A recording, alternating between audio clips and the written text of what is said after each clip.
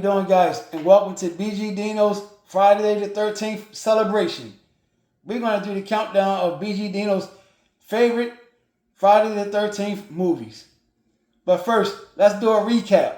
Let's go. I don't want to scare anyone, but I'm going to give it to you straight about Jason. His body was never recovered from the lake after he drowned. And if you listen to the old-timers in town, they'll tell you he's still out there. Camp Crystal Lake is jinxed. It's got a death curse. Some folks claim they've even seen him. Right in this area. Who's that? Oh, hi. What are you doing on this mess? The girl who survived that night at Camp Blood, that Friday the 13th, she claimed she saw him. Boy, is he dead too? We didn't find any boy. And he's still there. She disappeared 2 months later. Legend has it that Jason saw his mother beheaded that night.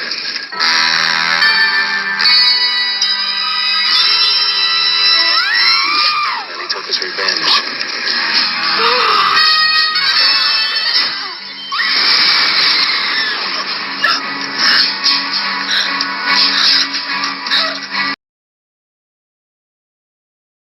I hope I didn't run everyone off.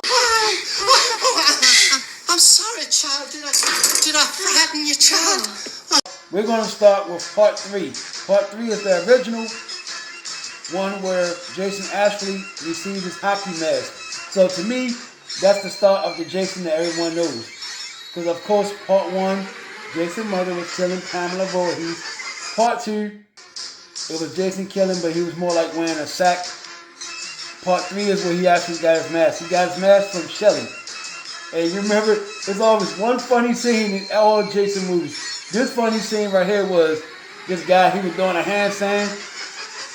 Oh, you know what? Let's let you see it. Let's go.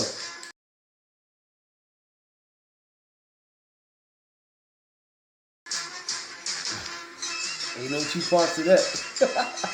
See, part 3 really had this, good feeling about it because it felt like a real horror movie because for some reason, Jason was hiding inside this particular barn and everybody kept getting drawn to the barn for some reason.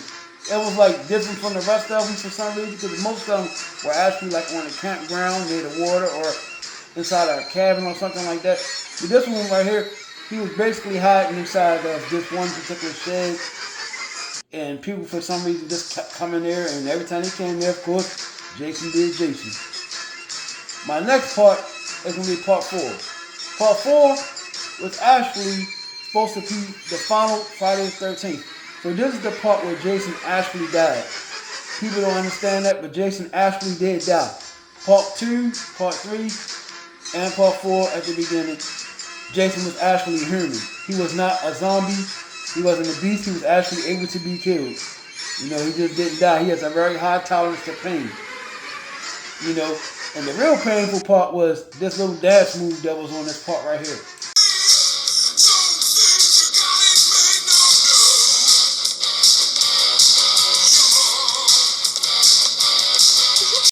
That was painful to watch him do this dance. Go back to the Future. But anyway, like I said, part 4 was pretty serious because part 4 was supposed to be the last Friday the 13th ever. That's why it was called the final chapter. With a little boy, Tommy, he actually executed Jason. The big scene was like, chop. I remember saying that as a kid. In fact, it was actually Corey Feldman. He actually played as a kid, Tommy. That actually was the person who pretty much actually killed Jason. And the movie went off, and they said it was going to be the last one. And then they decided to make a part 5. Part 5 was called The New Beginning. Part 5, Jason was not in it at all. Hell no! Well, it was flashbacks of Jason. This part right here was basically about Tommy. Tommy as I guess maybe like around 20 years old. And he had mental issues because of what he did with Jason. Oh yes, this part right here was really good. I really enjoyed this part. This was like the most part that most people hate because Jason wasn't actually the killer. Uh-oh, I spoiled it. Well, so what? This movie only been out about 40 years. So if you haven't seen part 5, the Friday the 13th, the cat is out the bag. Okay, the killer it was a paramedic guy by the name of Roy. The guy Roy, the reason why he started killing and using his likeness of pretending like he's Jason was because he had a son that was also into the mental home where Tommy was staying at, and he actually was murdered by another client that was inside the mental home. And when he seen his son dead, he snapped and he decided to take the form of Jason and get revenge for his son. He killed everybody but the person who actually killed his kid. This is whatever. Part 6. This is where Jason becomes a zombie. Jason was actually dead. The guy Tommy, he wanted to make sure Jason was dead because he constantly have nightmares about it. He's a full-grown man now, Tommy. So he decides to dig up Jason's body and he tries to stab it with a spike of some sort to make sure he's dead and try to set it on fire because they was always telling him that Jason was cremated, which he wasn't. Because when he went to his grave, it was actually a full body there. And while he was using the spike to make sure Jason's dead, it started raining and the spike gets hit by lightning. Okay. Gets by lightning and it turns Jason into a zombie. This is why that debate where people always say, who's going to win between Michael Myers and Jason? There's no way Michael Myers can beat Jason because Jason is a zombie. Ever since part 6, Jason became a zombie. He was a normal person well, I guess you could say from part 2 to part 4. Because part 5, he was dead. It wasn't about Jason. Part 6, Jason's back alive. That's why it's called Jason Lives. Jason came back alive and he was actually a zombie and he was stronger than ever. You know, like I said, every movie has its funny parts. This part right here, it was a scene where Jason was chasing the young lady and this particular part of the Camp Crystal Lake had kids actually there at the camp. This is the first one where they actually showed kids at the camp. You know, and Jason, you know, for some reason, he never bothered kids. Like, if he ever seen kids, he'd never bother them because I guess he felt like he still was a kid because that's what he's supposed to have. Passed away is when he was a child, so, you know, he still has a childlike mind, but he never went to attack him. It was a funny scene where he was chasing the girl and these two kids under the bed, and he says this. Lie down, stay there. What do you think? I think we're dead meat. Hold on! Daddy! Real dead meat. So, what were you gonna be when you grew up? Which was hilarious. This was a great part also. So you learned from part 6 that Jason, he cannot be killed, but he can be put to sleep. As long as he's back at that Crystal Lake, inside the lake, there was a scene at the end where Tommy, he ended up getting a chain around Jason's neck and a big huge rock, and it was able to pull him down. And you know, he'll pretty much be in like a hibernated state, pretty much kind of like dead, but he's not dead. You know, anything can bring him back just by touching him. So he just sits there. So the movie pretty much went off. Part 7. They always call us right here Jason versus Carrie. The character that Jason actually was fighting against, her name was actually Tina. Tina had telepathic powers. She had a scene at the beginning where her father was being physical with her mother and she rolled off in a boat and the father was trying to stop her and she used her telepathic powers to make the ramp break and her father fell in the ocean, fell in the lake and supposed to have drowned. And then it cuts away like 15 years later where she's pretty much, you know, adult, maybe early 20s. And she's also in a mental home. And this time, it just happened to be at Crystal Lake because that's where she was living at when she destroyed her father. And she has some scientists that's supposed to be, not scientists, I'm sorry, psychiatrists that's supposed to be helping her. But he's really just studying her because he's fascinated by the fact that she has telepathic powers. So a lot of people, you know, they call it Jason versus Carrie. If you guys don't know what Carrie is, I may have to do a review on that later. Only if you guys want me to. You know, they made a remake of it and they had a crappy sequel, but nothing will be better than the first. So if you ever want me to do a review on Carrie, let me know.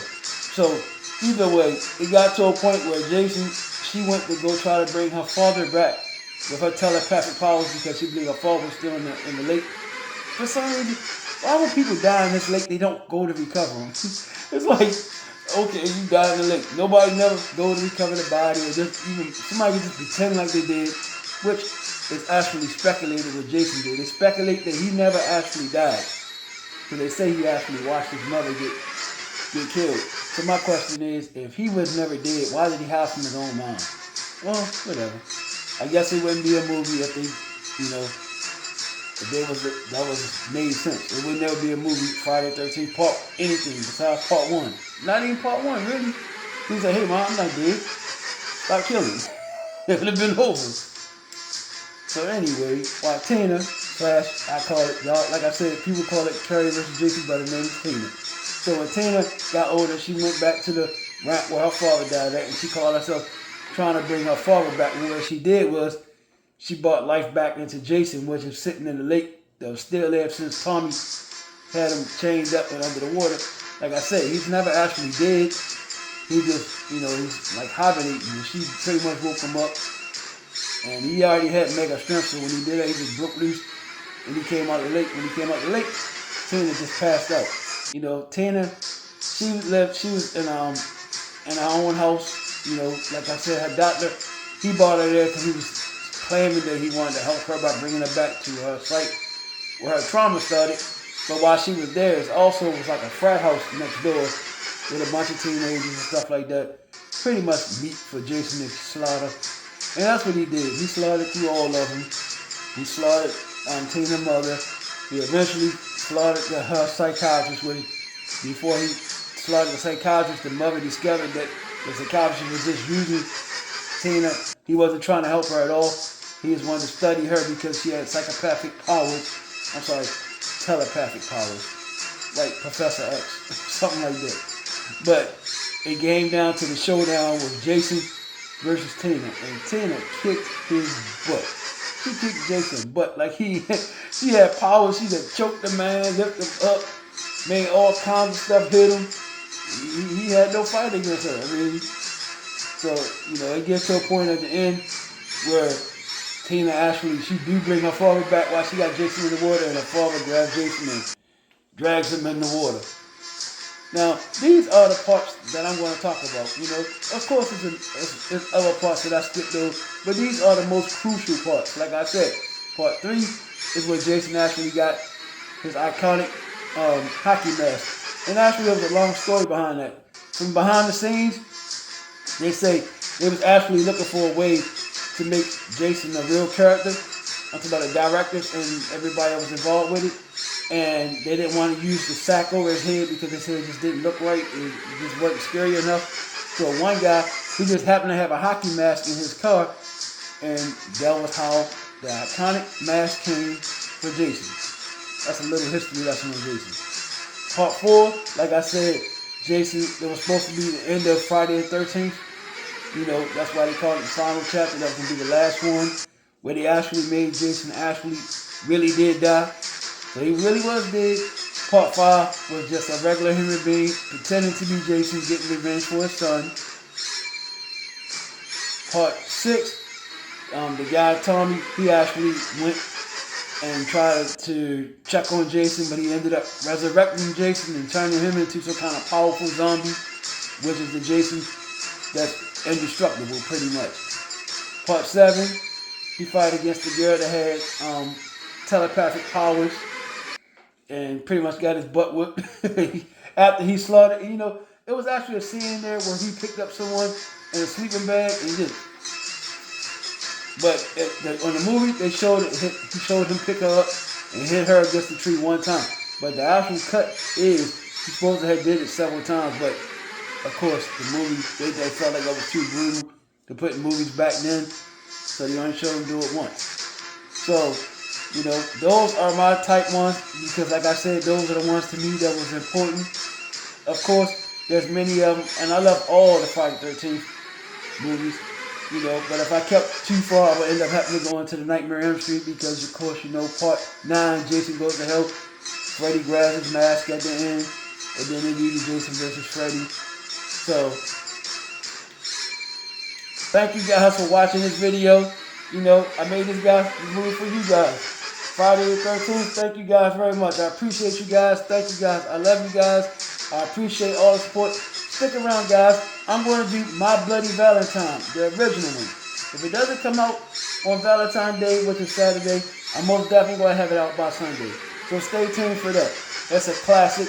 And we're going to have fun with that one the same way we had fun with this one. Thank you guys. I appreciate you guys. Thank you guys for all the support. My honorable mentions. Shout out to the entire Terradome family. Dante Show, June 5th, Miss Jersey, everyone. Shout out to all you guys. Thank you guys for all the support. Thank you guys for all the support. Later. And I'll see you guys on the next video. And happy Valentine's Day and happy Friday the 13th. All right, guys. Thank you. Bye.